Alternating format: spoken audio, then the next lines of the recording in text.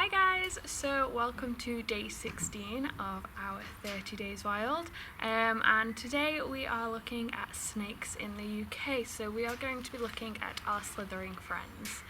There are 3 species of snake in the UK. I'm going to lightly touch on all 3. I don't want to give you too much information. Snakes are a very, very wonderful animal. So we're first going to look at the grass snake, okay? I have seen a couple of grass snakes in the wild. Normally they live in long grassy areas, and they are the most common snake that people do actually see, because they're not that scared of people really. You'll see them slithering along ponds and water as well. They'll swim along them to the other side if they feel threatened, but they've been the most recorded sightings, so people see these a lot more than they see everything else up here in Cheshire. Now all 3 snakes in the species in the UK are protected, so it is illegal for you guys to kill them, injure them, sell them, basically avoid touching them. Wild snakes are very, very confused when people come down and think that they're okay to touch and stroke. They will try and strike you. The grass snake in particular will false strike you, so he will pretend to strike you, but he will purposely keep his mouth closed. So it's a defense mechanism for them. They also have 2 other defense mechanisms which are pretty cool. The UK grass snake, if it feels threatened, it can give off this horrible smell, and I mean it smells so bad, and it's to try and scare you away. It's trying to deter you from eating it because it thinks you are a predator. So this is one of their defense mechanisms.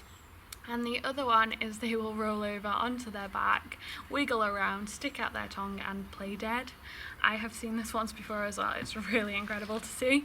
But obviously I don't encourage you to try and do this because you're showing that snake that it should be feared of you. Okay, so your best bet is to just leave them alone if they are basking.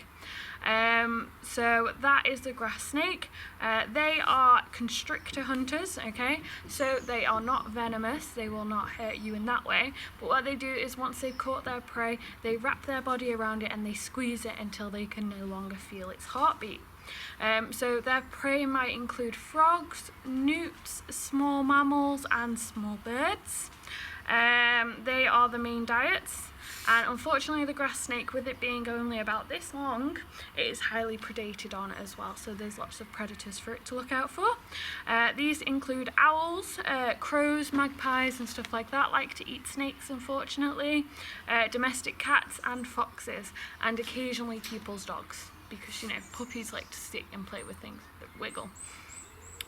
So these guys have a lot to look out for, so they're really, really cautious about things like that.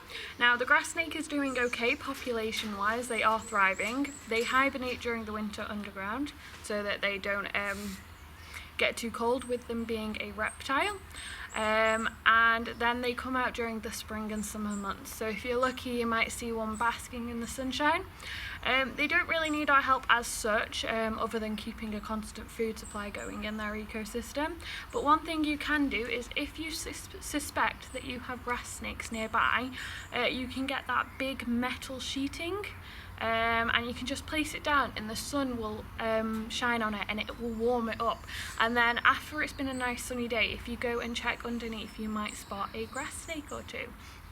Remember, just spotting them, please do not try and handle them or capture them, because you will be breaking the law if you try and take it out of the wild. Our next snake is the adder, okay? Yes, adders are venomous, okay? So do not go handling these guys. There's been a few reported cases of people seeing adders in Cheshire. They are widespread across the UK, but they are more elusive than the grass snake, so you're less likely to see them. They are less than 1 metre in length, so if you think my arm is just about 1 metre long, maybe a bit shorter, so they wouldn't exceed this length, which is really important as well. They live in moorlands, heathlands and the edges of forest. They don't want to live in the forest because the sun's not going to shine through them tree leaves so that they can warm themselves up. So they live in these habitats because it provides them with everything they need. A lot of people have said that they've walked past an adder and it's bitten them. This is very rare unless you are trying to catch it. Adders would feel the vibrations of your footprints if you came near them, and they would flee. They do not like to interact with people. I have been down to Somerset and I have done an adder survey previously, and we did catch a couple of adders under licence and protection. And we were just taking readings to make sure everyone was healthy. We were getting an estimate on the number of males and females and stuff like that. So it's really fun to do, but please don't do it unless you're trained, because if you do get bit by an adder, you do have to go and get some anti-venom. Also, if you get bit by an adder, please remain calm. I know it's pretty scary, but the more you get yourself worked up, the quicker that your blood pumps, and therefore the faster the venom spreads through your body. It's not going to kill you, it's just going to irritate you quite a bit. Adder venom is not life-threatening, it just causes a lot of irritation. Threats to our adders, the main one is habitat loss, unfortunately, because we are building everything and knocking it down and ruining all their natural landscape. We have to be careful of the habitat, so there is protected areas where adders live, that it is illegal for you to build on there. It's illegal to do any construction work without permission from the correct government agencies. Persecution, unfortunately people don't like adders. Now it is illegal to kill them, but that doesn't stop some people. With them being venomous, they get extra cautious and extra scared, and if they see one, instead of risking it, they will just try and kill it. But they are fully protected, so please don't do this. I can't urge you enough not to, just leave them alone. Spot them, take pictures of them, but keep your distance, please. The last species of snake we have in the UK is the smooth snake. We are never going to see one of these in Cheshire anytime soon, unfortunately. They live in very small pockets in certain habitats that are very highly protected. So these guys, you would find them in southern England, and they have been part of a reintroduction program in Sussex and Devon. That is how rare these guys are. I have never seen one. I went to Somerset and Devon and stuff like that. Never seen one. They live with the sand lizard. Now, if anyone's ever seen a sand lizard as well, they are very rare to come across as well. We'll look more on them next week. But these guys are the most elusive of all the snakes in the UK, and you should be lucky if you ever spot one. They live in sandy heathland areas, so that isn't very common. The only place you really get them is along the coast, down south. So they're highly protected, and the latest records show that there is only certain patterns that they can actually thrive in. Okay, certain areas that they thrive in, so that they have food source, everything they need, the correct heat. I think it's slightly too cold up here in the north for them to survive through our summers as well, because it's much warmer down south. Their main diet, unfortunately, is sand lizards. So even though sand lizards are also a protected species, because they live in the same environment, they are highly predated on by this species of snake. So reintroducing them is a great way to control the population of sand lizards, but unfortunately you have to keep both populations thriving, and that's how the ecosystem works.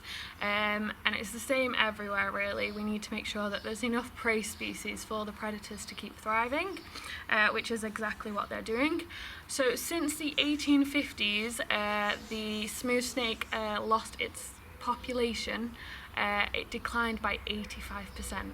That is an insane amount. So only 15% of these animals are back in the UK compared to what they were in the 1850s, and this is because they were persecuted for clothing, snakeskin purses and stuff like that. They were seen as threats, they were evil, everyone thought animals were superstitious, certain species represented certain things, so they were persecuted for what they represented. And also their habitats were severely destroyed. Habitat loss is the hugest thing that is a problem for this species.